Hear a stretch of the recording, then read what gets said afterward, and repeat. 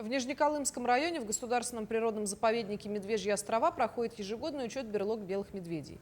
Этот вид мониторинга осуществляется каждую весну, когда самки с медвежатами покидают берлоги и выходят на морской лед, чтобы обучать их навыкам выживания и охоты на тюленей.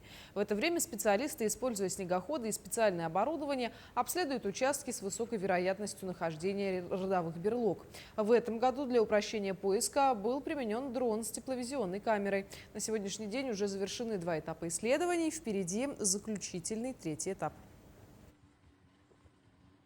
За 2 этапа уже было обнаружено более 30 берлог. Это уже намного больше предыдущих учетов. Например, в прошлом году было 25 берлог, позапрошлом году было 26 берлог, а в этом году, вот считаю, за 2 этапа было найдено более 30. Еще предстоит третий. Еще предстоит, да, по итогам 3-го учета уже будет представлены итоговые цифры.